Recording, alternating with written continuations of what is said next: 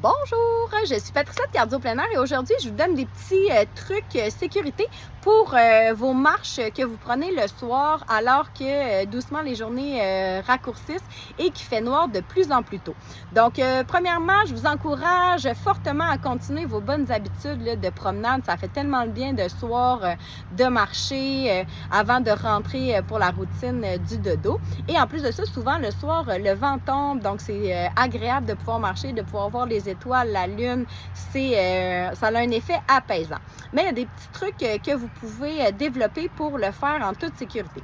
Premièrement, assurez-vous de marcher face aux voitures. Fait que de cette façon-là, vous pouvez être plus alerte là, si jamais une auto qui est un petit peu dans la lune ou vous êtes moins visible. C'est plus facile pour vous là, de dévier un petit peu de votre trajectoire que la voiture qui arrive dans votre dos.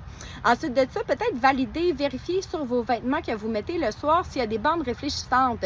De plus en plus sur les vêtements de sport, là, il y a ça peut être des petites lignes sur les coutures, ça peut être la marque qui est phosphorescente, qui illumine avec le phare des voitures, mais assurez-vous d'en avoir un. Si vous n'en avez pas, ça se vend, là, ça peut être des brassards, il y a aussi des vestes là, qui sont un petit peu plus fluo qui peuvent se vendre pour porter sur votre vêtement pour vous assurer d'être bien voyant.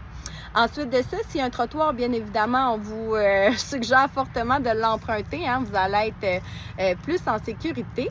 Et finalement, si vous avez envie d'investir un petit peu plus, vous pouvez vous procurer une lampe frontale, que ce soit pour être visible, mais aussi pour vous voir à quel endroit vous mettez les pieds. Et ça, il y a plusieurs modèles qui existent. On a fait justement une belle petite capsule qui porte sur ça. Donc, si jamais vous avez envie d'apprendre les différents modèles selon ce que vous faites, à quel endroit vous vous promenez, vous pouvez écrire capsule en commentaire, puis ça va nous faire plaisir de vous l'envoyer. Dernier petit conseil, peut-être si vous débutez la marche le soir, favorisez un trajet qui est un petit peu plus près de chez vous. Donc, au lieu de partir et de dire je marche une demi-heure par là, puis je reviens une demi-heure, faites une boucle un petit peu plus petite, quitte à la faire 2 fois si tout va bien, que la vie est belle, que vous êtes confortable. Donc, juste de prévoir, c'est rassurant de savoir qu'on a la maison à une dizaine de minutes plutôt qu'une demi-heure plus loin. Finalement, le fait de rester actif un petit peu à toutes les semaines à l'extérieur, ça va habituer votre corps dans les différentes météos, mais ça va aussi préparer votre corps à ce qui s'en vient. Souvent, mois de novembre, fin octobre, on commence à être un petit peu plus pantouflard, rester à la maison, ce qui fait en sorte qu'on a un plus gros choc thermique, mettons, quand la fraîche arrive pour vrai. Donc, si vous marchez un petit peu à toutes les semaines dehors, ça va permettre votre corps à se préparer tranquillement et à s'habituer à être bon dans toutes les météos.